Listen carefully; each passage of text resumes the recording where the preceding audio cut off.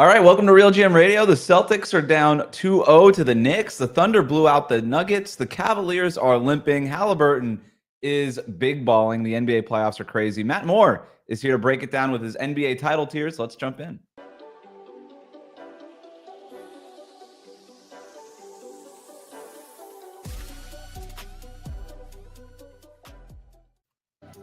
It's RealGM Radio. I'm Wes Goldberg here with Matt Moore from the Action Network, the Locked On Podcast Network, his Hardwood Paroxysm newsletter. It's 2 p.m. Eastern time on the East Coast, so that's what Eastern time means. We are going live on YouTube with our monthly NBA tiers. Ton of stuff to get to in these playoffs. I'm sure we're going to cover all of it, most of it, while we hit each of these playoff teams. We're also going to talk about Giannis's future in a bit. But Matt, I'll hand it off to you. How are we organizing our tiers today? All right, pretty simple one. We're just going to do basic title tiers. Like, how good are these teams in terms of their positioning for the playoffs? So we look at right this second, as we're in between game 1, game 2, game 3, who has the best chance of winning the NBA title out of the 8 teams remaining? I love it because things are weird in the playoffs. The Celtics are down 0-2. The Cavs are down 0-2 and injured. Injuries have settled in for a lot of different teams. This is a good time, I think, to kind of retake stock in what exactly the hell is going on in the NBA. So let's kick it off. Are you going to start at the top with your favorite, or are we going to start at the bottom? Yeah, let's start at the top. I like it. Only one team, and I will admit that this is very, honestly, I have the words I have written down are Thunder ? That's it. Like, that's as confident as I can get. I have to put OKC here because of the path in front of them, where the Warriors taking game 1 inherently almost entirely, like, I looked up the numbers. If the road team takes game 1, the series are going to go 6 if the home team winds up winning every time. And if it's Warriors Thunder, I don't see any way that the Warriors are able to beat OKC. And if it's Wolves Thunder, that means the Wolves had to get out of a longer series, and that benefits OKC. The Nuggets stealing game 1 was incredibly impressive and a testament to how resilient they are. They are live to win this series. I think all of these tiers are very close, but OKC is the best team remaining who is not down 0-2. So I have to give OKC credit here, and I will put them very tentatively at the top. So I also had the Thunder number 1 on my list, and I'm a little bit more confident than you are, but kind of for the same reasons. It's almost a default answer, but I don't. It feels like you're not giving OKC credit if you call them the default answer, which I just did. So the thing is, even with losing game 1 in Denver, which was on a buzzer beater, right? And as heartbreaking as it was, they only lost by a point there, or 2 points or whatever it was. They're 5-1 in the playoffs with a point differential of 119 points. They're second in offensive rating, first in defensive rating, first in net rating. They're outscoring their opponent by 20.1 points per 100 possessions. Yes, they played Memphis in the first round. Yes, those first two games were completely jokes against the Grizzlies. But they did blow the doors off of Denver in game 2. So they've been the most dominant team in the playoffs so far, and that has to count for something, right? The other part is they're healthy. And I think that's going to come up a lot as we go through these tiers. But,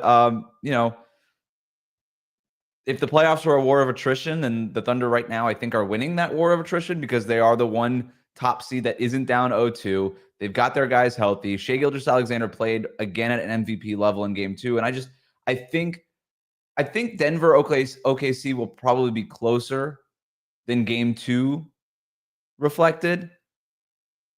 But even coming out of these 2 games, I like where the Thunder are at in this matchup. They have figured some things out. I think this matchup favors Oklahoma City. They have given Jokic a really hard time. I know Jokic had like an MVP stat line in game 1, but he wasn't very good in game 2. He frankly looked tired. He's playing 40 plus minutes per game in these playoffs.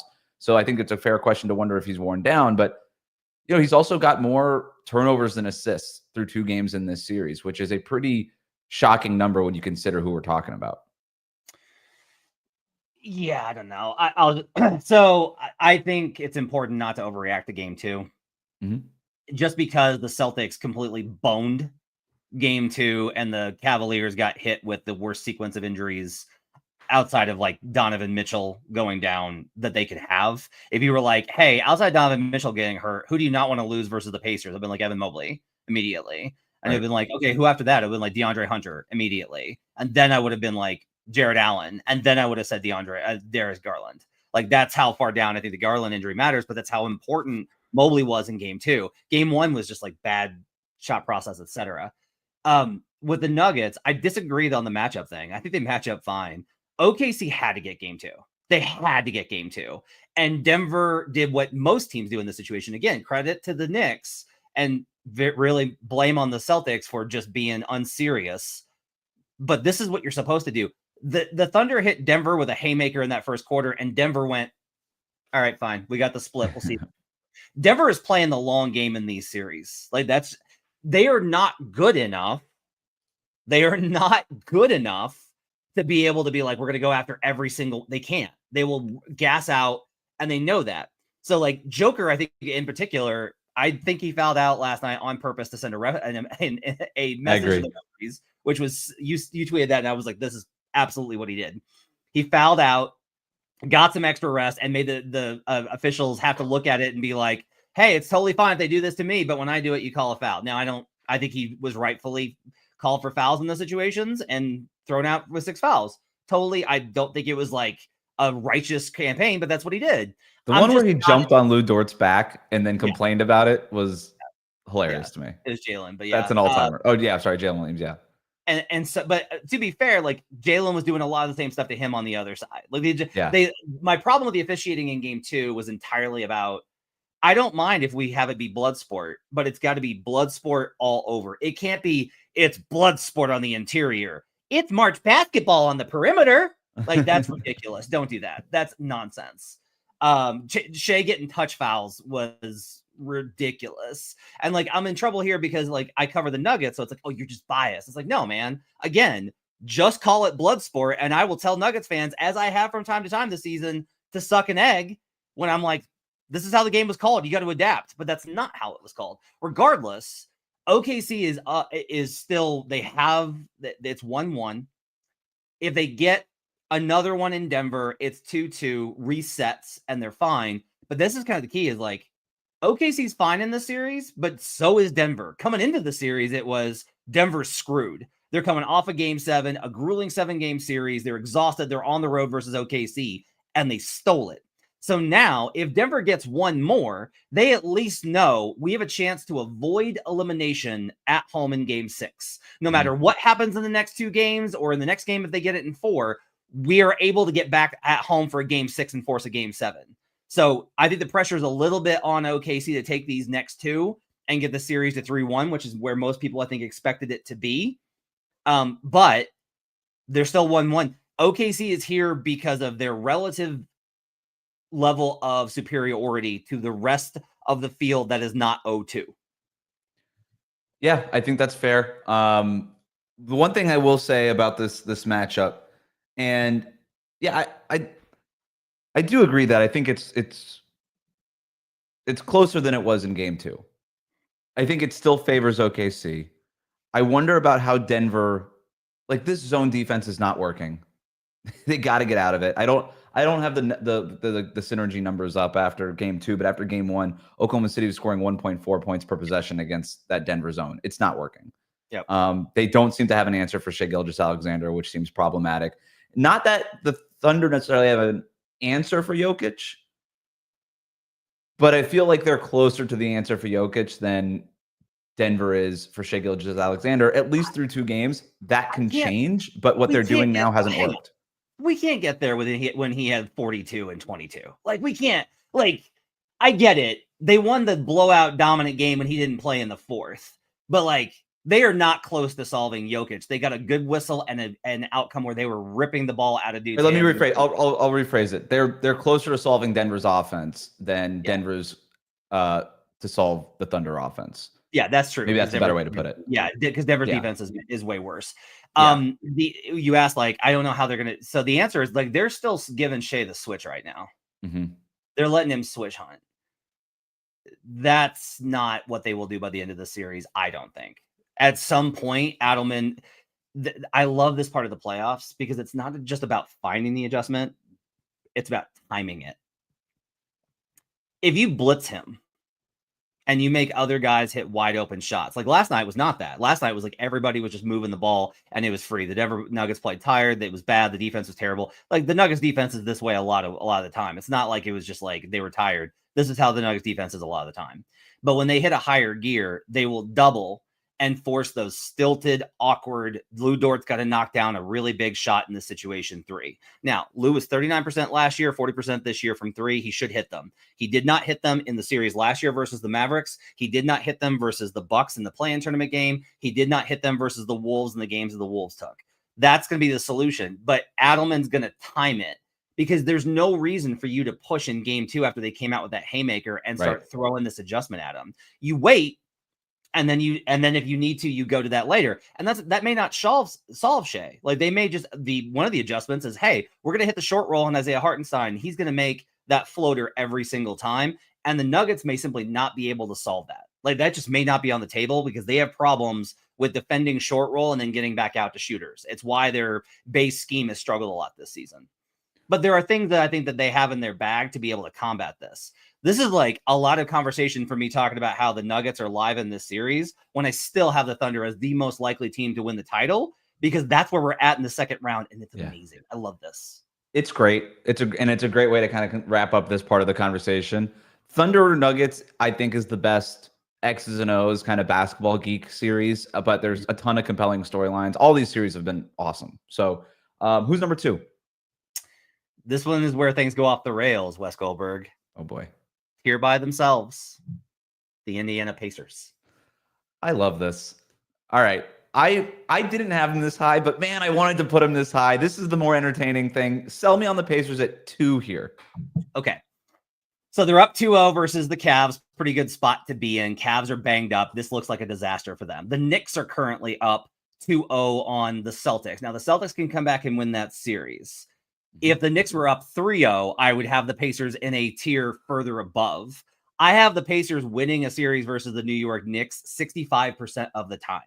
That's how I project that based off a power rating.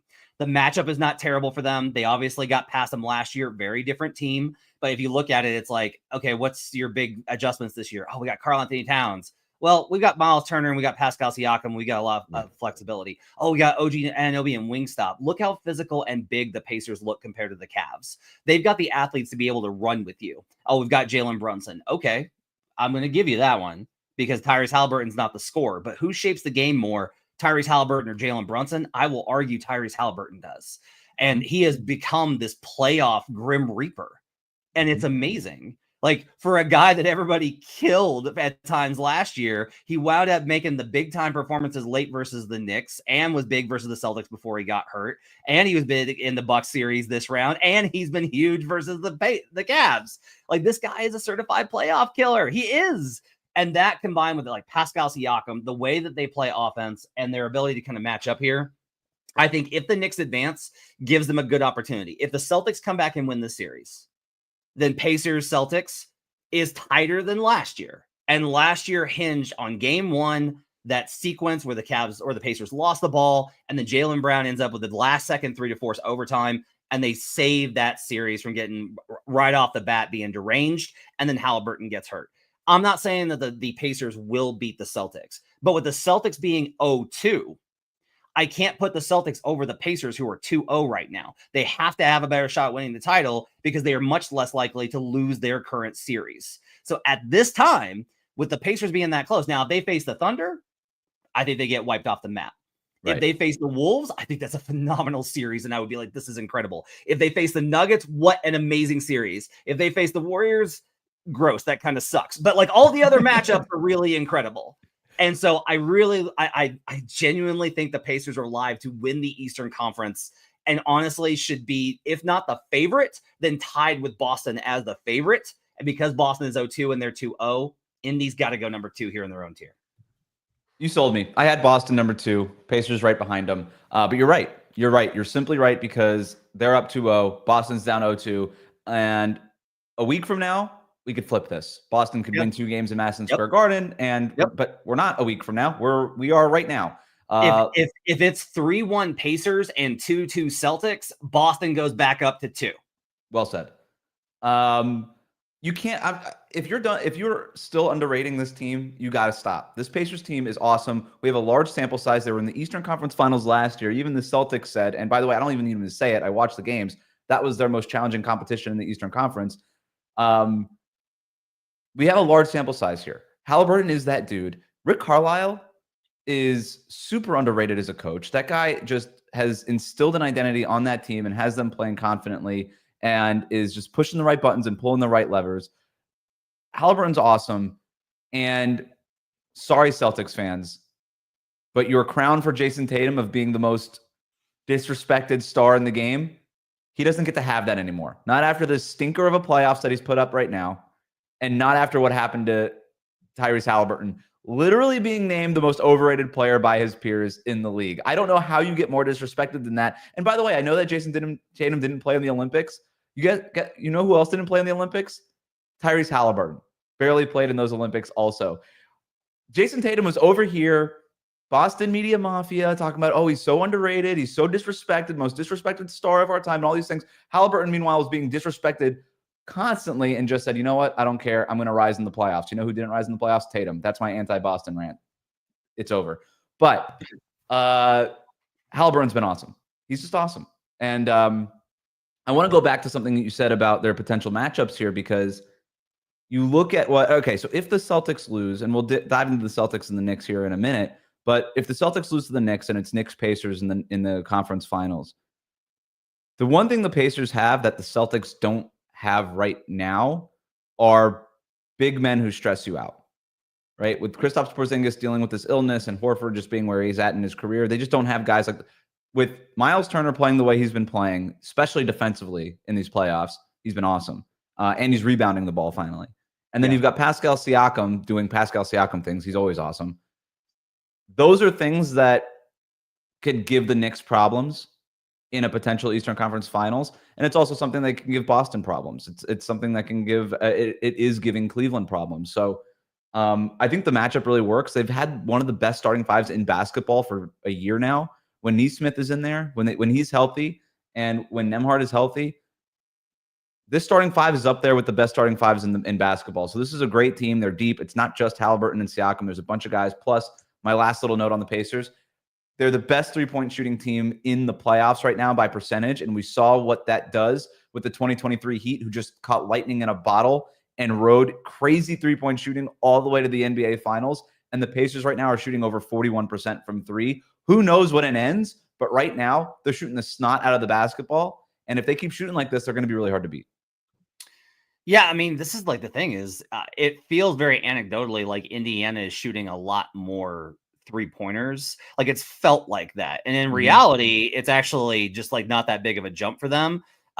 They were at 35.2 in the regular season. They're at like 35.0 in the playoffs. Now, pace is lower, right? But this is actually per 100 possessions. So it's like actually adjusted for that. But it does feel the biggest thing, I think, honestly, is this is a very ephemeral thing versus a statistical thing. It's not even about the percentage that you shoot. It's about the timeliness of your buckets.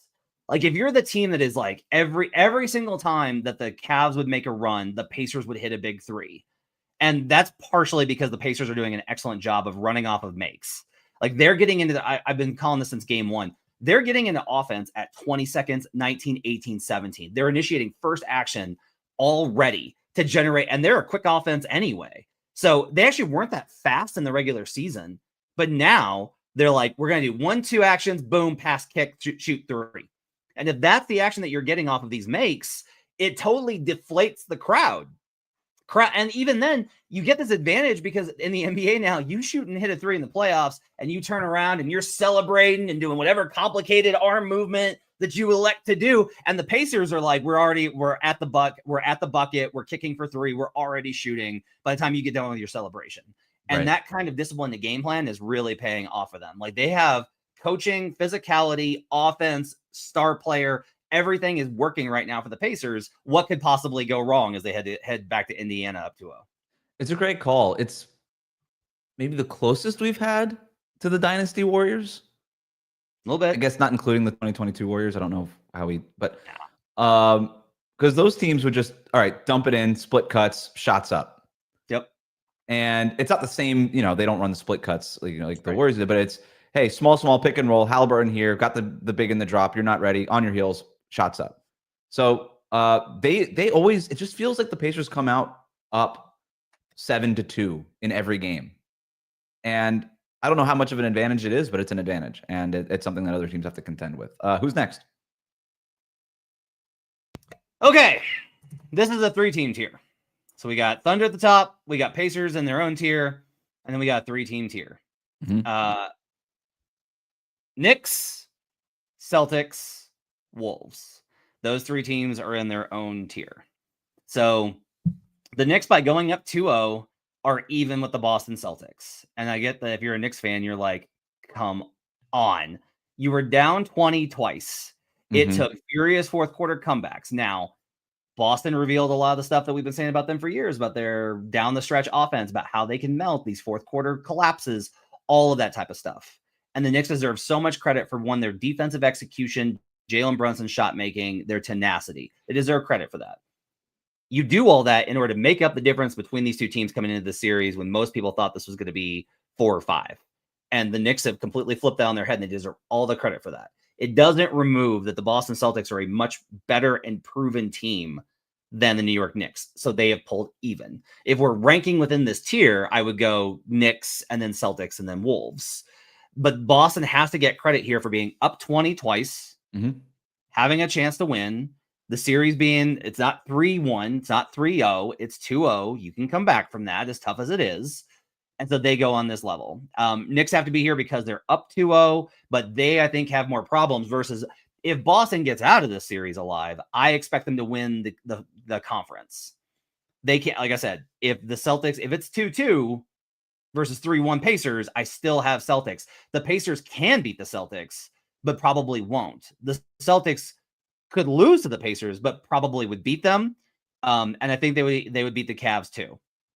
And so the Celtics have to go, I think, on this level. And then the Timberwolves are down 0-1, so I can't put them higher. If they hadn't done whatever that game 1 was, if they had just been a normal team in game 1, I would have the Wolves up there with the Pacers. But they can't be. So they're here in this tier. Knicks, Celtics, Wolves is your 3rd tier for the title. So I've got some stuff on the Timberwolves, but let's do Knicks Celtics here. Yeah, I mean, you're 100% right about the Celtics. They could definitely win 2 on the road. They've won in New York twice this season. They're 4-0 against the Knicks in the regular season, but they've won at Madison Square Garden twice. They're a better road team than they are at home by record and by net rating. And you're right. Like, they were up 20 on the Knicks twice, and they shot themselves in the foot both times. We could do the whole, did the Knicks collapse? Did the Celtics collapse? Did the Knicks come back thing? The answer is both, but certainly the Celtics collapsed, right? Like, they drooled themselves into a puddle in these fourth quarters. And I'll say that unless Tatum starts playing better, then the Celtics can go to the bottom of this list because they have no chance. But I also think Tatum can play better. He's been a good rebounder, good defensively, good playmaker, but he's got to start making some freaking shots. And unless he does that, then the Celtics are cooked. But I think he can come back, and I think he could do it on the road, where he's played really well this year. The Knicks have thrown stuff at them. These aren't completely unforced errors by the Celtics. Like, they are surprisingly switching in this series, and they've been really cool with having Jalen Brunson switch onto a big, which has allowed the bigger bodies to stay on Jason Tatum and Jaylen Brown and kind of force them into uncomfortable positions. I mean, we saw Mitchell Robinson get isolated against Tatum at the end of on that final possession for Boston last night, and Tatum kind of got shook, right? He lost his dribble a little bit, kind of had to go all the way down to the opposite baseline to try to get some space, and then Mikal Bridges got the block there. Amazing play by him. He's been incredible this series, but they're cool with Brunson being on Porzingis when he's out there. They're cool with Brunson being on Horford when he's out there because they're not worried about those guys, which is the biggest difference between last year when people were calling Kristaps Porzingis the most important Celtic, which I thought was always ridiculous and overstated, but he was still very important. He's just not been that guy for them. And without that, the Knicks have had such an advantage in the size part of this, which has allowed them to switch these things because they're just not worried about the big men in Boston because they're not getting those relief buckets from Porzingis. They're not getting those timely threes from Horford for whatever reason in this series. And it's really even the playing field here. And then you combine that with just the fact that Jalen Brunson is just making some incredible shots, and he is the clutch player of the league for a reason. And Tatum and Brown just haven't stepped up. And I don't know how much X's and O's really go into this series other than just stars outplaying other stars. But I think the switching part of it is at least an interesting thing. I think there's some X's and O's stuff based off of the year over year and the perceptions. And this is something I've been on for a while. And this is obviously confirmation bias because the Celtics are down 0-2. But I did want to kind of talk about it. So last year, I think the Celtics were a really well-balanced team that could beat you in a lot of ways. Their defense was elite. They had an elite defense last year. Mm-hmm. This year, they have a good defense. They have a good defense. It's really good. It's not elite. Right. Last year, they were able to beat you in so many different ways. They could. Jaylen Brown was playing phenomenal basketball. I thought he was their best player last season. Jason Tatum was their best player in terms of talent, but Brown had the best season. That hasn't been the case this year. Tatum's had the best season, but I actually think Derek White may have been their most important player this season. And what they've done is they've leaned so much into what I've referred to as the bit, because I don't want to say gimmick because that's got connotations to it. The bit is Missoula ball. We're just going to jack up threes, just jacking them up. Just nope. Transition, pull up jumpers. The key here is that you can't equate every single 3-pointer as the same. Pull up 3-pointers are always going to be less efficient than catch and shoot. Pull-up contested ones are going to be more efficient than some other shots, but they're also going to be less efficient than catch-and-shoot contested shots. An uncontested pull-up shot is going to be about the same efficiency as a catch-and-shoot that's guarded. Like, that's the key here. And in game one, so much of it was pull-up three-point shooting, which is entirely inefficient. The other thing, they went so far into the bit of being this volume three-point team, they got away from these mechanisms. And it's why when you get them out of their comfort zone, they struggle. The key with game 2 versus game 1, they generated bad threes in the fourth. Game 2, they took fewer threes. As a kind of a marker here on the season, the Celtics average about 55% of their shots are 3-pointers. In game 1, 75% of their fourth quarter attempts from the field were threes. But in game 2, it was only 42%. They actually didn't take that many threes in game 2, but they couldn't attack because that's not who they are. They are a jack it up 3-point team, and they haven't been able to execute this. And Celtics fans' response is, the Magic held our 3-point attempts down and we beat them and we're great, because the Magic couldn't get buckets. The Magic couldn't score. So you're running against mismatched mid-transition cross-match defense routinely and able to punish them because they can't score. The offensive rating for Boston was great in that first round. It's 117. That's awesome. However, it wasn't the 120 that they kind of their standard at. And the difference between makes and misses, they were only at 108 offense off of Orlando makes in round 1. They just ran off of misses because Orlando couldn't shoot. So now they're out of their comfort zone. The question is going to be, is Boston's defense going to be able to get enough stops on New York in New York to do this again? And they've done it for 3 quarters, but they got to finish the job. Yeah. 2 things there. With the 3-point shooting, I didn't even really have a problem with the 63s. I thought that conversation got so out of whack. Oh, did the Celtics just... It got so meta so quickly with the 3-point shooting with Boston. I didn't have a problem with the 63s necessarily. I had a problem with 1 3-point attempt in game 1. It was Jason Tatum's final 3-point attempt, where the game was tied and he just needed to get to the bucket. And that's when he's supposed to do it. And we've seen Tatum do this. He has the ability to put his shoulders into his defender and get a layup. He's done it before. And the fact that he settled for a 3-pointer there, that was the one that I had a problem with. And then you're right. They have not been able to get to the rim for whatever reason. They haven't been able to run off makes or off of misses rather. And even when they did start trading some of those threes in game 2, because I do think that they adjusted. I think there was a look in the mirror and they said, hey, we can't take quite as many threes in this game. We got to try to push it a little bit more. But then when they did that, they weren't getting to the basket because the Knicks during that key run were playing Mitchell Robinson and Karl-Anthony Towns together. All of a sudden, that 2 big lineup, they were blocking off the paint. So instead of trading those threes in for efficient looks at the basket, they were trading in those threes for long twos, which is the opposite of what you want to do. That was like, it's the antithesis of the whole point of the Boston Celtics these days. So they're just not getting the shots that they want. Robinson and Cat, by the way, plus 21 in this series. They've been awesome together against the Celtics. And I think it's a reason why, again, they were on the floor during that run in the fourth quarter when the Knicks came back. I think the identity thing is great because they didn't do this as much last year. It wasn't so 3-point heavy. They went further. Everybody said, "Can you take this many threes?" And they said, "Hold my beer." And they said, "We're going to take even more threes this year." Yep.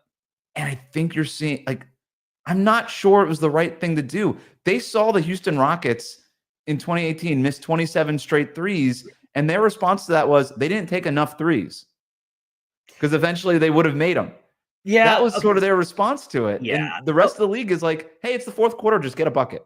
There is a problem here, I think, with somebody asked me about this. Somebody DM'd me this morning and was asking about, can you explain? He's somebody from football and was like, can you explain why teams keep taking threes when they're not falling?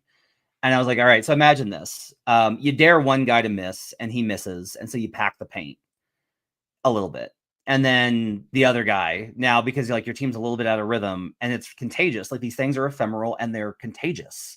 The other guy misses. All right, you say you shrink a little bit more. And now the pressure's up. It's like, oh, I really got to nail this one. They're on a 9-0 run and you miss another one. And now everybody's missing. And so now 5 guys are packed in the paint. Now, conversely on this is if you can't shoot threes and you have to drive to the rim and the team is able to pack the paint, then it's a problem inherently. Like this is why spacing is so important, is you have to force guys out in order to create those driving lanes. It's why I told this person this morning, I said, the most important weapon that you can have in the NBA playoffs is the floater.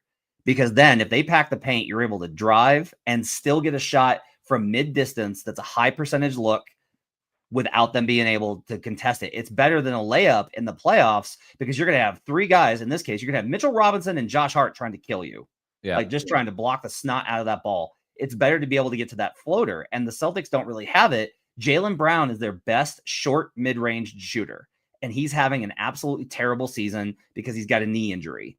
And that's apparent when you see this. And not having Porzingis in there. It's not exactly a floater, but having him in the middle of the floor at that free throw line area. They don't like get those relief buckets anymore. Yeah. A short pick and pop jumper in these kind of situations. Like that's exactly what they could use here.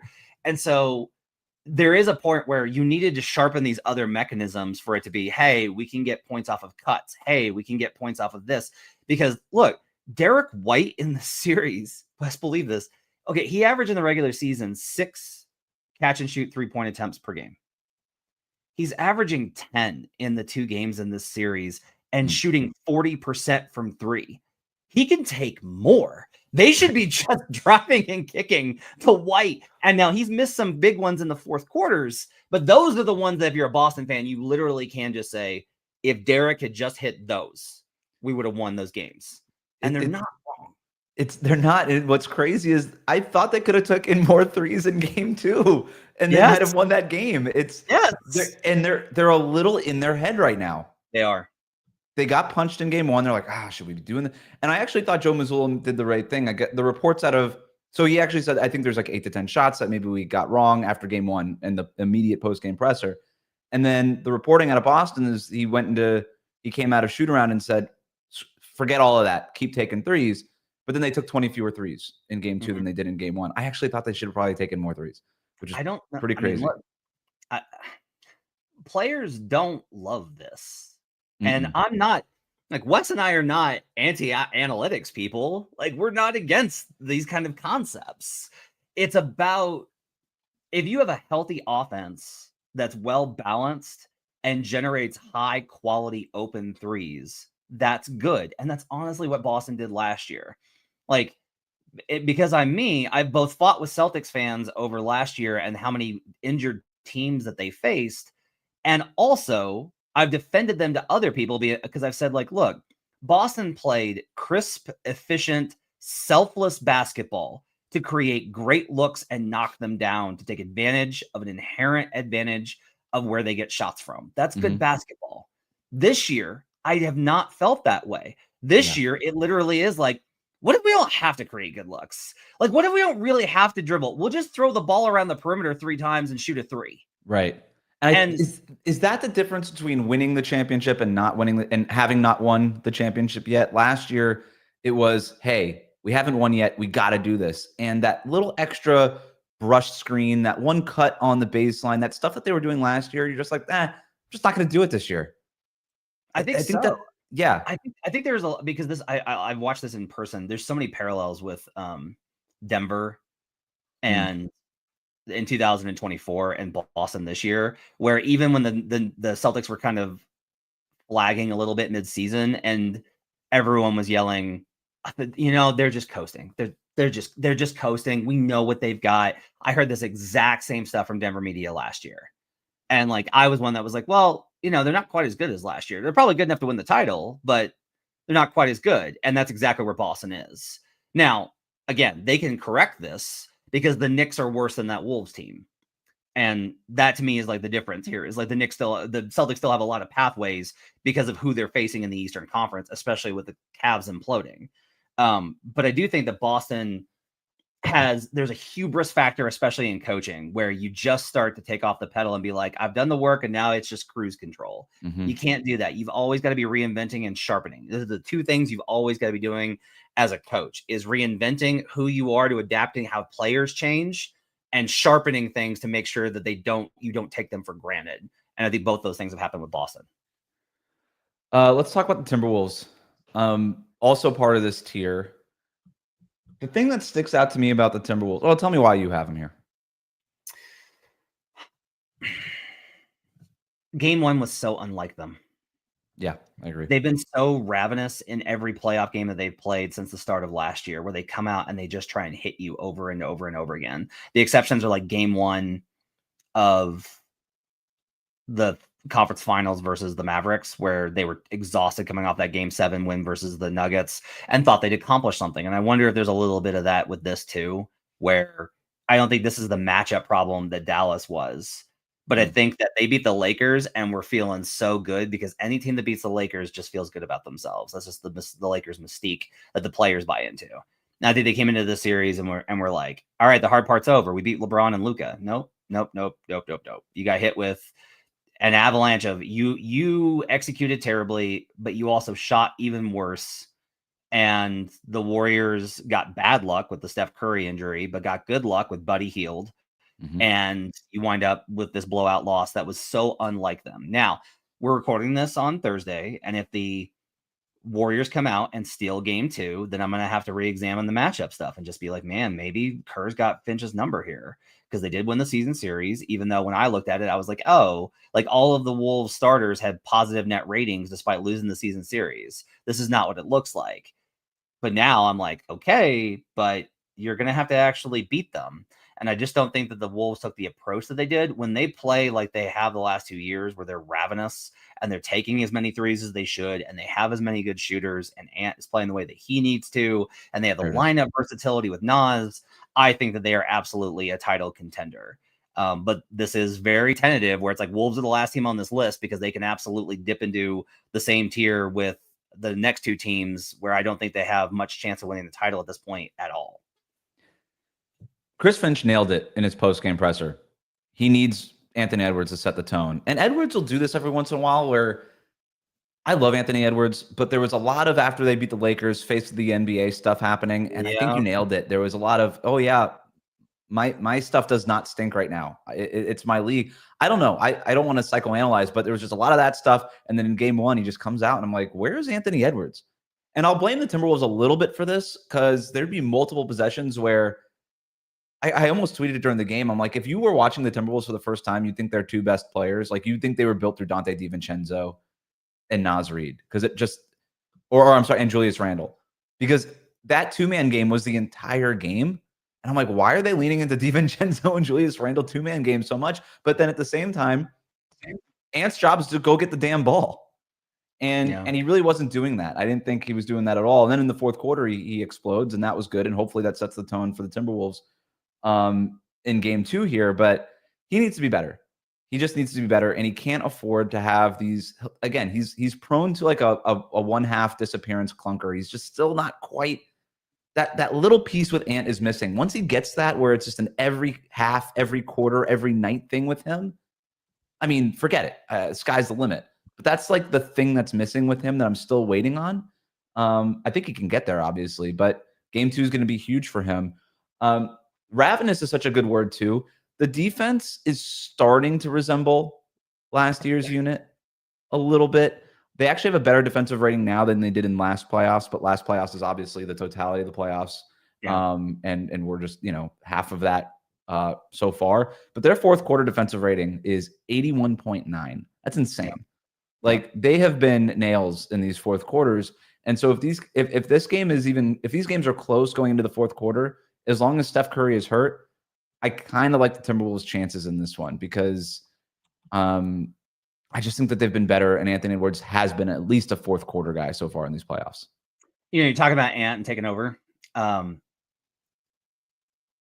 Hallie does this too, and they remind me a lot of where Jokic was when he was 25. Interesting. It took a long time. I got smacked by Jokic in the finals in a press conference verbally because I asked him the same question I've been asking him for years, which is like adjusting to being the best player. Jokic doesn't want to admit it. He'll like, all right, yeah, I guess. But it's so against the way that he plays, and he thinks it's counterproductive. There's a level of ownership as a superstar in this league, not in all basketball leagues, in this league, that you have to take on. You have to take on ownership because of the way the NBA is played, which isn't necessarily good or bad. It's just different. And it's, even though Ant and Hallie are absolutely NBA style players, they do this too, where they want to let the game come to them and they want to not break outside of the system and they don't want to like force things. They want to not break and take shots away from their teammates. They don't want to be selfish. And Halliburton is learning it, and you can see him being like, all right, I've set up everybody. I've got 13 assists. I'm going to start cooking people now. And he does it. And Ant, same deal.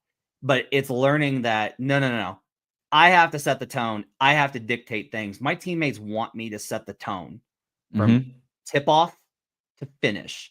And they're not worried about getting theirs because they want to win. That's why the organization has these guys. That's what makes teams successful, is when everybody's like, if I get fewer shots, it's fine. I want to win. I want to win, and I'm willing to do that. And you're our best chance. Like NBA players, the hardest thing I think for them is to admit that guy's better. I think that's very difficult because they've been the best guy on their teams their whole lives. So many of them. And so Halliburton and Ant, I think, have that same kind of dynamic. What I'm really just kind of interested to see as the series goes on is... Well, one more thing on that Ant point. It's such a great thing that you bring up too, because there is a difference between Ant setting guys up and doing that and just being on the other side of the court while other stuff is happening over here. And when he's setting guys up, I think that's fine. To the point of the hardest thing to get to is knowing when to... I 100% agree. When do I take over? When do I get guys involved? When do I have to stand over here and just let other guys do stuff? The two guys that were the best at this that I've ever seen, of knowing when to push, when not to push, when to take a quote unquote bad shot and not to, when to be selfish, unselfish, all these things. Steph and LeBron. I've never seen, and Jokic now is at that point, I think. Yeah. But I'm just like, and those are like all-time great players. 3 of maybe the top 10, 15 players of all time. So it's a high standard that we're setting for Anthony Edwards. So I get it. But the point is, it's such a hard thing to do, and I still expect Anthony Edwards to get there at some point. Maybe it might not be in the series, but I expect him to get there at some point. And we should hold him to the standard. Like, even he's 23, and we can simultaneously say, well, he's going to get there. Yeah, but if they want to get out of this round, he better get there now. Like, or at least closer to it than where he is now. Exactly. And that's start making your way. Yeah. The other thing I think I'm really interested in when the series is just, Draymond was such a scoring threat in game 1. That doesn't feel repeatable. No. It feels like Pods is the one who, if they run actions for him, if they give him the ball and they enable him, can maybe... The Wolves, I think, are going to be like, hey, we don't need to tailor our defense to him. Let's run base coverage versus him. We'll just run drop with Rudy. And Pods can tear that up. And that, to me, is like a big part of this, because if they're going to get through the series to game 6, which is, again, where I think Curry returns, then they got to steal one more. And a good way to get there is just have a Brandon Pajemski 28-point game. When they were rolling in March, it was funny because everybody was like, look at what's happening to the Warriors with Steph and Jimmy. And I was like, Draymond Green was the leading scorer. Quentin Post had a 20-point game. Brandon Pajemski had a 2-game stretch where he scored 56 points in 2 games. Like, That's how they got there, was they got these other performances, which is why Kerr has been like, we're going to try all these different guys, and Moses Moody's going to start, and everybody gets a chance except for Jonathan Kuminga. Like, everybody gets a chance. And so Pods to me is the one guy that if he can have, like, you get 20, 25 from Butler, you get a great Draymond Green defensive game, you get a couple of threes from Hield, nothing like game one, but a couple of threes from Hield, and Pods has a big game. That's how you take another one. And if you get the second game, you're live to it. At worst, you're down 3-2 with a home game with Steph coming back. And that's enough. The Warriors are insanely reliant on their role players. Pods, Hield, Post, whatever. And even since the trade, right? It's a big three with Steph, with Jimmy, and Draymond. Jimmy and Draymond are complimentary. Sounds like I'm dismissing them, and I'm not. I mean it as a compliment. They're there to empower Steph. They make Steph better. We'll talk about the Warriors, I suppose, a little bit later, but the Jimmy Butler question of it all is an interesting one. Playoff Jimmy, no playoff Jimmy, whatever. This team is always going to be really reliant on their role players. When Buddy Hield scores 15 plus points in these playoffs, like he did in game 1 against Minnesota, the Warriors are 4-0. When he scores less than 15 points, they're 0-4. They are insanely, like, he is the ultimate bellwether for this team. Pods is, and you could take Buddy Hield's name out. He's just the one that's kind of been on this tear in the playoffs. But if Pods becomes the next Buddy Hield, that's fine too. It doesn't really matter where it comes from, to your point. They just need one of these guys to step up. And now that we're at this point in the playoffs, Quentin Post, he's been turned into a pumpkin at this point. Yeah. Rough playoffs so far for Moses Moody. Yep. I don't know if he's got it back. Kuminga, Steve Kerr has told us what he thinks about him. I think he's right, by the way. I've said it multiple times on this show. So it's Hield and it's Pods. And I guess every once in a while you get a Draymond Green he goes 2 for 3 from the corner. Gary Payton makes a couple of threes or something like that. Like that Payton, what was it, game 3, I guess? In the last round, yeah. Yeah, that one was like that one where Peyton had the big game, basically running pick and roll action with Steph. That to me is like another one where you can kind of like, I mean, this is where the Warriors are making cuts and stuff like that. Like that helps. And this is why I can't have them higher or above the Wolves right now. Again, they could win game 2 here, but I can't have it because it's like, what should you run in these games outside of just Jimmy doing stuff? And it's maybe some Pods, Gary Payton pick and roll. Like that's right. That's where they're at. Yeah. I imagine we'll talk about the Warriors a little bit more in a second, but who's next in your tiers? Same tier, actually. And yes, 4th tier, Cavs and Warriors. Wow. Yeah. I mean, look, 0-2. You have the Warriors too high. Let's do the Warriors part of it now since we're already there. But okay, so the trick here is that if the Warriors win this series, it's not because they're the better team. I think they were better than Houston, but I don't think by a lot. I think it going 7 was actually pretty indicative. Agreed. If they win the series, it's not because they're better, it's because of voodoo. And so if they get past this series and you've already proven that you can beat one team with voodoo, you can beat another one. Again, the Heat 2023 parallels are very much apparent here of a play-in team that makes a finals run. I do not think the Warriors are good. I just don't. I am not impressed with their defense. I am unimpressed with their offense. They are Steph Curry, please save us, and then a bunch of nothing. I don't trust Brandon Podziemski, even though I just said that he's going to have to be that guy, and he can, but I don't trust him to be an every night bellwether type of guy. And you mentioned like the good is like when he does score, they win. And it's like, yeah, but there's all these other games where he doesn't score and they lose. Right. And then like all of those kind of functions. But like the Warriors are up 1-0. They are up 1-0. And that has to at least be as good as the Cavaliers, who are 0-2, facing injury and all these types of things. That just has to be. They have to be better. And they have to be as good as the Cavaliers, which is the tier that I have them. I can't put the Warriors above the Wolves because I think the Wolves are going to win this series. That changes if the Warriors win one more game, then the Wolves fall into this tier with them, where I'm like, okay, because now I don't have a lot of confidence. A big reason why the Wolves are above the Warriors is I think the Wolves can beat OKC or Denver. Mm-hmm. I do not think that the Warriors can beat OKC or Denver. So that is part of this equation as well for why those two teams are there. I'm glad you brought that up. The Wolves were 2-2 against Oklahoma City in the regular season. They could definitely, they wouldn't be favored, but they could beat the Thunder. I agree with you there. And I don't think the Warriors have a chance. I had the Warriors on last and kind of in a tier by themselves.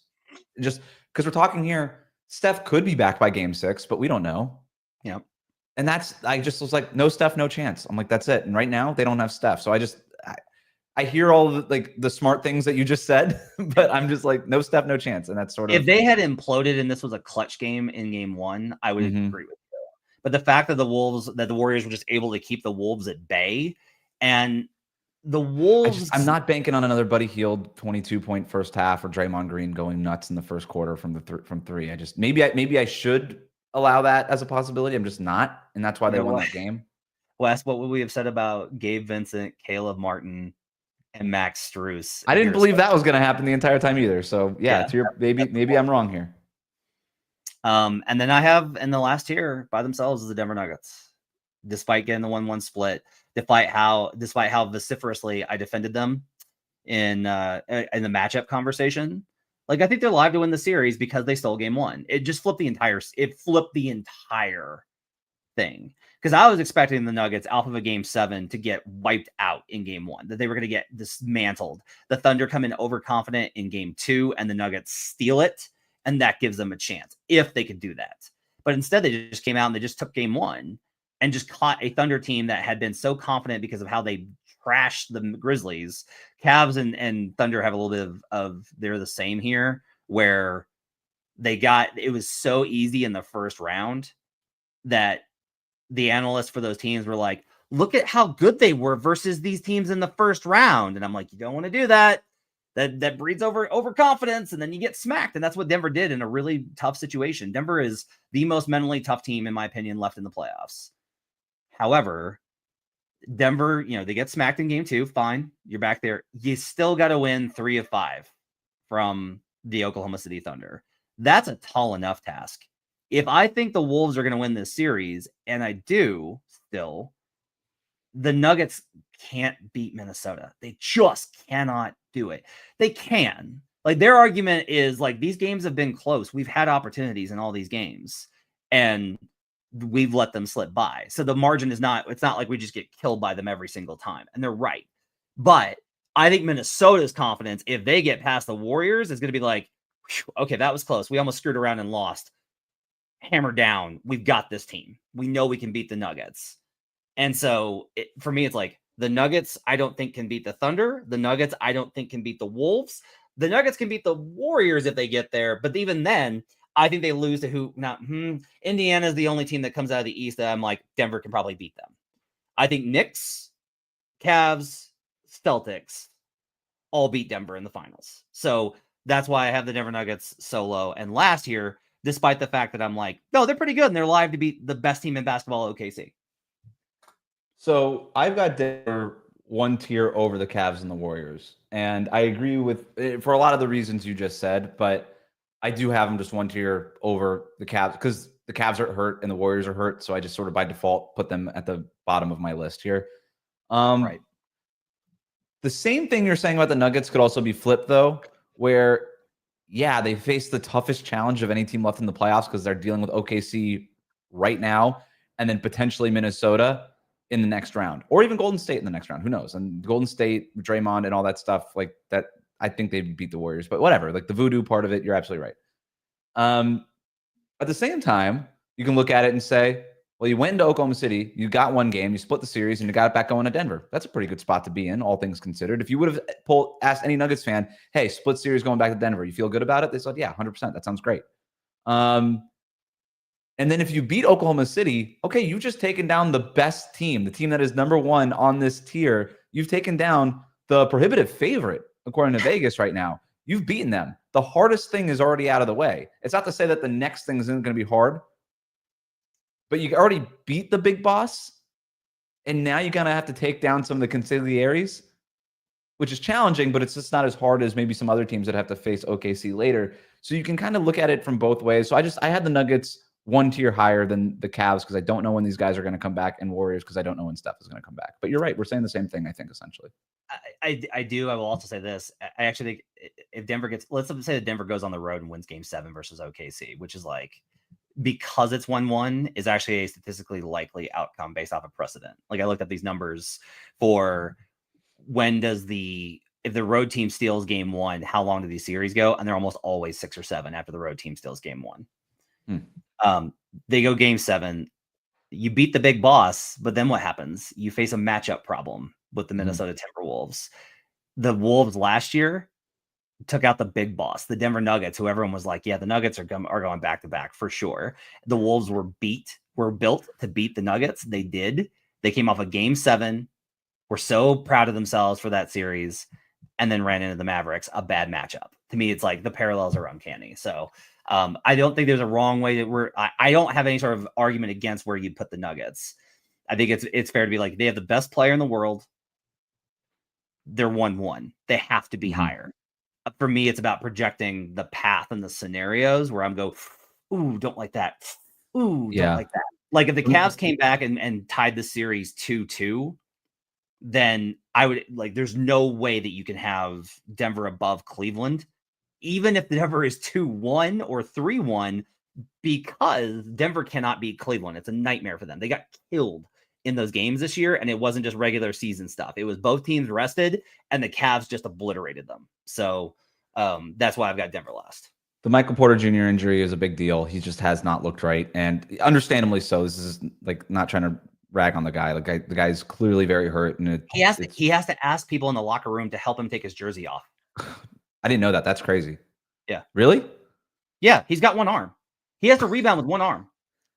Like after the Credit game, for being out there, man. Honestly, yeah, but it's been rough. I mean, he was great in the game 7 versus the Clippers, though. Grabbed 6 rebounds, had to dunk, and 3 threes. He was phenomenal, and he'll probably have a game in this series. It's just about pain management and how the thing feels on any given day. And then the Jamal Murray part of this: 14 points last night, 21 points in the opener on not great shooting, but he got 21 points. Whatever.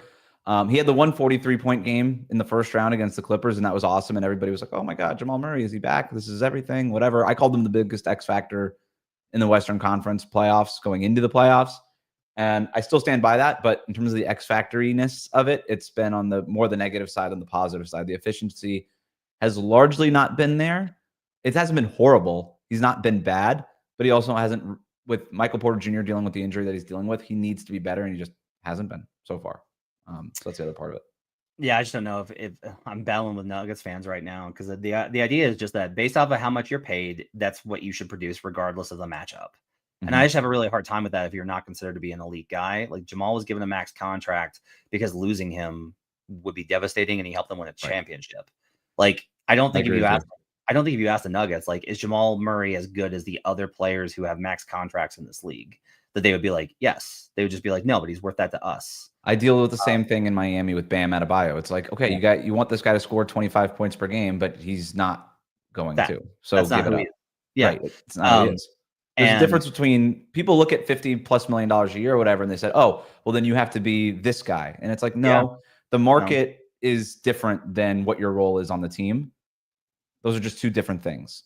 And those players should be held to standards, but the standards aren't always points per game. But Jamal Murray does, he does need to be a little bit better, but it has nothing to do with the contract. It's just, this is what it takes for Denver to get through the playoffs. Yeah, for them to win, he's got to be able to rise above. But I'm just like, look, man, he's going against Lou Dort, Casey Wallace, Alex Caruso. Yeah. Like, this is a murderer's row of defensive coverage for him. If you built guys to defend Murray in a lab, they have 5 of them. It's just like, there's no good answers here. It's going to have to be Jokic. It's going to have to be Gordon. It's going to have to be Russ. It's going to have to be Christian Brown, who was terrible in game 2. Like, my expectations for Jamal Murray are rock bottom because of how tough a matchup this is. Well, that reflects in your tiers. All right. That's the end of the title tiers. We have a quick Giannis trade tier here. So the way you proposed it to me when we were texting before the show, who is best positioned to trade for Giannis? Is that right? Yes. So I think there's a couple of things I want to start with. One, we'll phrase it this way: who is the best position to have the contract rights to Giannis Antetokounmpo to start next season?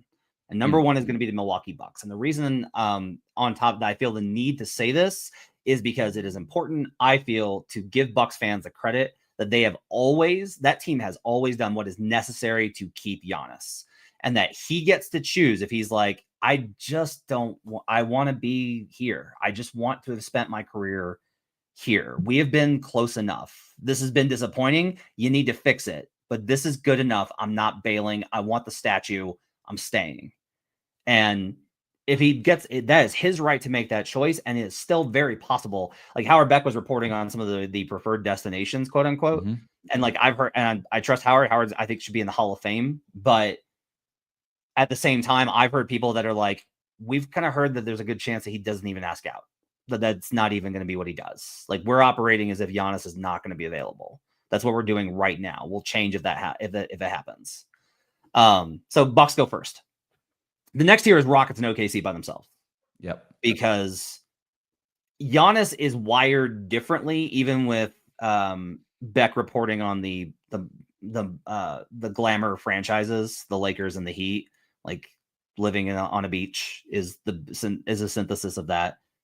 Giannis is as much of a psychotic competitor that if it was like, hey, we're going to trade you to OKC, and he looks at it and goes, you're going to trade me to a 65-win team? Yeah, no, okay, we can do this, right? Like I get to play with Shea. They're still going to be loaded. There's still so much opportunity there, etc. I can win right now and in the future. The organization has a good enough reputation. That's good enough. Houston is Ime Udoka, I think would really speak to him. Like if they got into a meeting and Ime was able to talk to him, I think the competitiveness that Ime has, which is borderline like jerk, like butthole, is like, I think that would actually resonate very strongly with Giannis. And with, even with their offensive issues, it's like, hey, we want to add this shooter. This is our plan for this guy. You get Amen, you get Şengün, you get all these types of guys. It's better versatility than you play with in Milwaukee, etc. And Houston's able to be like, we'll give you Jalen Green, Fred VanVleet's expiring contract, and Phoenix's control of Phoenix's picks. That's better than anything except OKC. Those are the two teams that have the best packages. If Giannis were a different person, from my perspective, I don't know him personally, from the persona that he's put out there, I would not have them as high because I'm just like, he's not that like he's going to LA. Like that's just what he is. But he's enough of a competitive psycho that I do think that this is on the table for him to go to Houston or OKC, and they have such better packages than the other teams. That's the key too. And because Giannis is under contract for whatever 3 more years, even if he says trade me to LA, trade me to Miami, trade me to New York, the Bucks could just be like, we'll try. But if Houston puts all these picks and all these things on the table, or if Oklahoma City puts all these picks on the table, we don't really have a choice. We got to take the best thing. I'll push back there. I think there's so much of this that is about you want to keep a relationship with him in the future. You want to keep a relationship with his agent. You want to project the right image to these other teams. And these are all things that Miami Heat media and fans said in the Dame situation. Like, these are all things that they said. The difference, I think, is we're not talking about, I'd have to see what the Lakers offer would be, but we're not talking about as bad of offers. Like that to me is like the question here is like, if the offer from the Lakers is like, we're not giving you Austin Reeves, it's just Rui Hachimura and Gabe Vincent and bad 30-32 first rounders. If that's the case, then it is worse than what the Heat offered, and they will probably have to be in that situation. But if another team is able to bring forth something that's actually substantive into those conversations, I think that they have to do as much as possible to acquiesce to his wishes. Yeah, it also depends on what Milwaukee wants, right? Because they don't own their own pick, so I don't know that they necessarily want to go to rebuild. Or they could say sunk cost, whatever. Let's just do whatever we got to do to start fresh and build for the future. Or they could say we don't have our own pick. We got to stay competitive. We want to be in the playoffs. How much do they value cap space if they don't have Giannis to attract free agents? I think is fair. So they might not even be. They'll probably be looking for luxury tax relief, but cap space is very different than luxury tax relief. I don't really know what the Bucks would be looking for in a Giannis trade, but Houston and OKC deserve to be here because it just feels like if they want to, they could beat any package. And because of that, the goal, I think, for Milwaukee has to be get back to zero. Yeah. Like it's not about negative. Yeah. And this is like the key is like Horst would just have to be like, you'd have to get the message from ownership. This is the trick is like ownership would be like, well, no, I want to make the playoffs. I don't want to be bad. But if they're like, there's no viable path for us to be better than a 7th seed, like that is the best we can do with where we're at, with what we're going to have. If that's the case, then I think then ownership can be like, okay, we gave you the extension, we trust you, handle the rebuild. And that's where these two teams come into play the most, because it's like, hey, we'll give you J-Dub and picks. And that's a big ask for OKC. And the OKC fans have said they would not give up J-Dub. And I'm like, look, you're going to face this problem anyway. Like 3 years down the line, you're going to have Shea and Chet on a max extension and J-Dub coming up on his. Would you rather give up J-Dub or Chet if you're the Thunder? I honestly think you'd rather give up J-Dub. Because you're getting Giannis. Mm-hmm. And it's like what Chet and Giannis together, but that's the whole point, is like you have a more athletic, younger version of Brook Lopez. Yeah, you're probably right. And if you're Milwaukee, would you rather have J-Dub, who's sort of that prototypical wing who you can build around, or Chet? I think that's a fair question. I want J-Dub because he, to me, has the profile of like James Harden in that year where they went to the finals. Not as good. The numbers are not nearly as good, but James Harden, only if Harden was a A+ defender. And it's like, okay. And like, what happens if you just give J-Dub another year of player development and he's able to play that well on defense and he's your new face of the franchise and you have your picks back? Boom. Like you're right back on the track. Like you skip the years in nightmarish hell and you're right back to, okay, we're on the up and up. 2 years from now, we could be a playoff team. And beyond that, we can contend for a title. Like that's how quickly you can move, because you can also trade off of Brook Lopez and some of the other good pieces that you have in order to reshape this thing into a younger thing. The other thing with that Rockets move is because of the money that Fred VanVleet and Jalen Green make together, you can force them to take back Kuzma. And so you just clean him off the books and just get rid of that and start back over. That to me is like a really good process here. One more thing to the Giannis personality point and why I think you're right about like he would look at OKC and Houston and be like, I can win there. The other thing is, just again, I don't know Giannis personally either. How he's perceived in public matters to him, clearly. I think that's fair to say. I think he likes the idea of being beloved. I think he likes the idea of having a connection to a fan base, which I think is really cool. Oklahoma City and Houston, those two fan bases, if you don't have to win championships there. If you're just like winning like 50+ games, they will idolize you. Russell Westbrook, idolized in Oklahoma City. Shai Gilgeous-Alexander, idolized in Oklahoma City. You disagree. Houston loved James Harden, just went to bat for those guys over and over and over again. If Giannis was in those markets would defend him and bond with him and all these things, I think, in a very real way. I think Houston does, because Houston's a little bit of an older franchise and Houston has a little bit more of experience with these type of relationships. With OKC, you know what he would be? He'd be Shai's teammate. He'd be LeBron when he went to Miami, where it was always Wade County. Or like Durant in the Bay Area. Yeah, that's fair. It's always good. Like Shai wasn't actually drafted by them, but he feels like a homegrown talent. Yeah, and that would be different.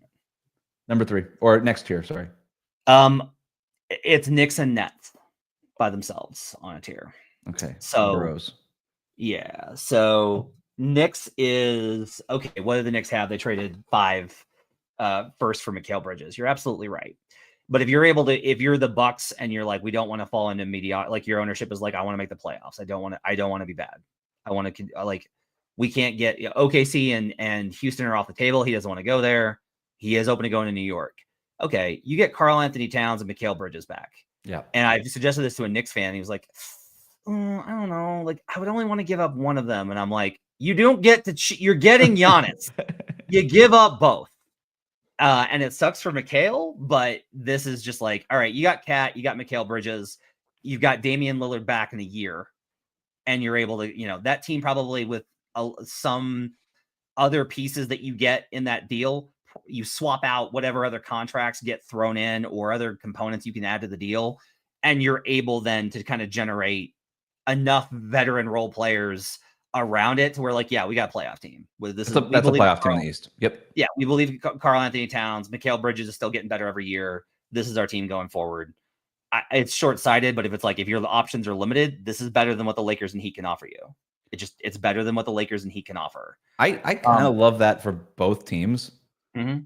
Like, Like Giannis with Brunson is sick. Yep. You'd still have OG and a couple of those role players and stuff like that. Maybe you keep Mitchell Robinson and you've got him there still, and that's a great basketball team, obviously. And then if you're Milwaukee and the goal is, hey, small market, we just can't afford it. Ownership says we can't just tank, we can't be bad. It's a really good way to just stay in the. And Mikal Bridges and Karl-Anthony Towns are awesome. Like that's totally fine. That's not a bad way to walk away from this. And look, I don't know if Dame is going to come back like he's old enough that I don't know what that's going to look like. But if Dame comes back and he looks like KD did after his Achilles surgery the first year that he came back, you have a team that can get a 4 seed. Yep. And that's great. Because like once you trade Giannis, you have to stop the title contention talk. Like if you wind up in title contention, great luck befell you. But you have to basically just be like, yeah, that our window is closed for the next decade. Like we can compete or we can rebuild. That's the 2 options. The Nets is basically if Josai, which I'm starting to be concerned. There's been like little bit of smoke signals that Josai's walked back in the building and been like, all right, I gave you the year. Now get me some superstars. This is basically if the Nets clear the tanks and they use everything that they've got to get Giannis and KD, and Giannis is like, Kevin Durant's awesome. Yes. And they were to get KD back, I don't think they can repair that relationship. I think that ship sailed. But let's imagine it's not KD. Let's look at any other superstar that you want to kind of get into this conversation with. Any other star that Giannis respects and appreciates and goes that way, that to me is like a scenario where you can kind of make that make sense. If LeBron decides, you know what, screw you guys, I'm out. And that winds up being something where he executes his player option, and opts out and then signs with the Nets, and it's Giannis and LeBron in Brooklyn. That's not as, I would say it's like, this is a far-fetched scenario. What I'm trying to say here is Giannis is going to be more into the idea of playing with a legend that he has competed against than he is going to be with Amen Thompson and Alperen Şengün. Ime Udoka would be the pull there. But these guys are just like, I know how good this guy is. I've played against him. So that's the idea with the Nets. And I still feel like the Nets are able to put together a more competitive offer with what they have available than even the Lakers and Heat. Giannis would look the coolest out of all these in a Nets jersey of all the teams that you said. You think so? Yeah. The black and white? Yep. I think that matters. Last year is just Lakers and Heat.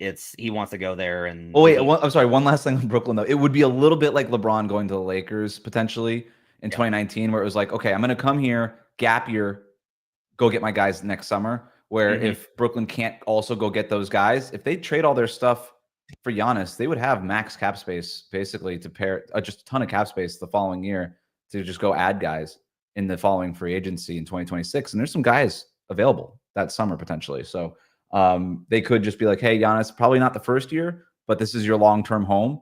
And we're going to get the team around you. Just give us 12 months. Last year. Yeah, last year's Lakers. Actually, I'm gonna throw one more team on here. I'm gonna do Lakers, Heat, and Warriors. So Lakers is Austin Reeves, Rui Hachimura, whatever leftover pieces they have, and it's just like Giannis says, "I want to be a Laker. I don't want anything else." That's it. Heat. You're better equipped to talk about what a Heat offer would look like than I would. I just don't know like what that would possibly be. That Milwaukee would be like, yay. Warriors is interesting because it's like, what if the Warriors are like, Draymond? It's been fun, and they use that contract and maybe ship him somewhere else, right? In a 3-way deal, somewhere that's like, we need what Draymond brings. And that team provides the assets that goes to Milwaukee, and then Giannis winds up in the Bay, and it's Jimmy and Giannis and Steph. And would Detroit give up a SAR in a Draymond deal? It feels like they couldn't, but could they do like a Duran? They might give up Ivy. They might give up Ivy. Ivy. Here's Ivy. You would even go. Would you go Ivy, Duran, and Holland? Would you just give up all 3? If you maybe were getting the pick back plus Draymond or something. I probably do like Ivy, Stewart, and Holland plus picks. Okay, so you get that. Not enough. And again, this is why this is on that tier, but that's probably like that plus whatever the Warriors extra help they send to Milwaukee's way is what you wind up with there. I do want to include the Clippers in this conversation also. Should. Because I think that's a fascinating one. Of most people would just jump to Harden, but okay, let's say Harden opts out and goes somewhere else. Like he's just like, hey, it was fun, but I want to get paid, and somebody else is willing to pay me more. I don't think that happens, but let's imagine. The Clippers are facing this entire situation that they've got cap space if they move Kawhi. So they trade Kawhi to a third team and they use those assets to get Giannis. Like, you would have to give up Kawhi Leonard to get Giannis. Imagine that Detroit deal, but you had Kawhi Leonard to Cade Cunningham and that squad. Now, like, that's really interesting. And I don't know if Kawhi even shows up. He may just be like, nope, Appleman gets paid or whatever and just stays in San Diego. But to me, like, that is at least a scenario. If we're going to talk about these, if it's entirely about the city, if it's about, I want to be on South Beach, I want to be in LA, I want where it's warm, then the Clippers have to belong in this conversation. And what if the Clippers just said, hey, Bucks ownership, you want a star? When you lose your star, here's Kawhi. Kawhi for Giannis. I wouldn't recommend it if I was being asked as a consultant to Milwaukee, but you never know. And they might do that, and it would just really frustrate me because it's like, no, man, like, find a third team. You can find like a billion options here for Kawhi that teams will talk themselves into, and you can hedge against that team. But John Horst doesn't understand that 3-team trades exist. It's all one way. I know. It's like so frustrating. And so all these types of scenarios where you could, like, if I was, it's actually like an exciting opportunity for Milwaukee, except for the fact that you're losing the best player in franchise history. Like, other than that, it's a great opportunity where it's like, look, okay, you have to you're at the end of your rope. You're out of assets. You've hit the end. Like, you've just run out of gas. What do you do now? And the answer is, like, you do this. Like, you use this one trade and you get as many teams involved that are all trying to solve their problems under this new CBA. And you'd be like, I have the way out for all of you because I have Giannis on this huge contract that we're moving. And all you get, like, if you can get involved in this, everybody wins. Mm-hmm. And that's what I would be as. I would be burning up the phones to try and negotiate that kind of a deal if, again, Rockets and OKC are not available, because you just take that. I will say this. I was talking with somebody that knows the Bucks well, and he was like, well, Amen Thompson would have to be in the deal. No, he's not. That's the one that's off the table. Absolutely. Yeah. It was ridiculous for the Heat to be like, Jaime Jaquez is not available, but it is not ridiculous for the Rockets to be like, we're not trading him in. Like, you could have anything else. Şengün, cool. All right. Don't love it, but that's fine. But we are not trading him in Thompson. He's the only guy I think that's off the table. He should be, if you're Houston. I would agree with that. Miami's offer, just because we talked around it, would probably be somewhere like trying to figure out the contracts. It's like Wiggins, Duncan probably goes back, and then they can waive him and save $10 million, which is nice. Whatever young players you want, like, just take, like, do you want all of them? Do you want some of them? Just your choice. And then, do you have to include Tyler Hero in that deal? Is that something that Milwaukee would want? They could probably try to flip him to another team because he's up for an extension. Do you really want to be paying him at this point if you're Milwaukee? But at the same time, Tyler Hero's from the area. He has a Milwaukee Brewers tattoo.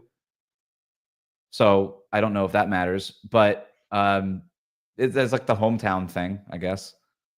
That's the package. I'm on record. I don't think they have enough to get Giannis, but that's you also have to make the phone call if you're the Heat, if Giannis is out there. I mean, again, if Giannis comes in and says, I want to be traded to the Heat and I don't want anywhere else, then the Bucks are going to be in that same position that the Blazers were in. Mm-hmm. And it's really difficult, but I also think I think that they can work out differently this time. Yeah. Based off of, especially if certain members of the Miami media will just chill the F out and not poison the well. Noted. Not you, never you. You're a saint. You guys were reasonable on Locked On Heat. Bam and Giannis share an agent. Interesting. That was the big rub when it really came down to it, was the agent, Damian Lillard's agent, and Miami had zero relationship whatsoever and had no idea how to work together. And that's obviously not the case with Octagon and the Heat. Yeah.